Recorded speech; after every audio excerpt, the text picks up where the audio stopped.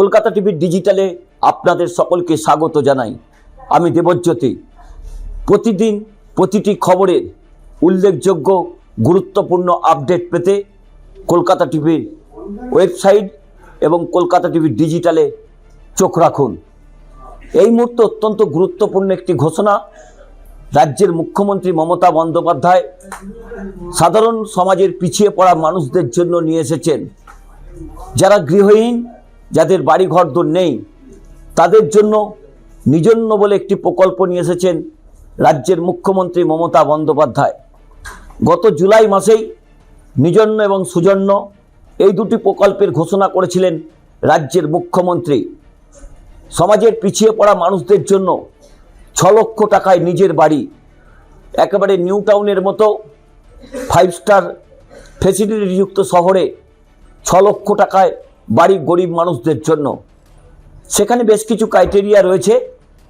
যাদের মাসিক আয় 25,000 টাকার নিচে, তারাই মাত্র এই প্রকল্পের আবেদন করতে পারবেন এবং 50,000 টাকা তাদের অগ্রিম জমা দিতে হবে ফর্ম ফিল আপ করার সময়। আপনারা আরও একটি প্রকল্পের কথা রাজ্যের মুখ্যমন্ত্রী ঘোষণা করেছেন, সুজন্য। সেটি একটি অন্য রকমের প্রকল্প, যদিও এটির যে মূল্য রাখা হয়েছে 32 লক্ষ টাকা। 32 লক্ষ টাকায় পাবেন 2 BHK ফ্ল্যাট একেবারে নিউ টাউনে। KMDA এই ফ্ল্যাটটি তৈরি করছে। ইতিমধ্যেই কিন্তু প্রাথমিক কাজকর্ম শুরু হয়েছে। আগামী কিছুদিনের মধ্যে ওয়েবসাইটে আপনারা আবেদন করতে পারবেন। সেই অনলাইনে আবেদন করার সময় আপনাদের যে আবেদনপত্র পৌঁছাবে, তারপরেই আপনাদের জানিয়ে দেওয়া হবে কাদের এই টাকা জমা দিতে হবে। যাদের আবেদন গ্রাহ্য হবে এবং যারা ক্রাইটেরিয়া ফুলফিল করতে পারবেন, তাদের জানিয়ে দেওয়া হবে। তখনই তারা 50,000 টাকা অগ্রিম জমা দিতে পারবেন।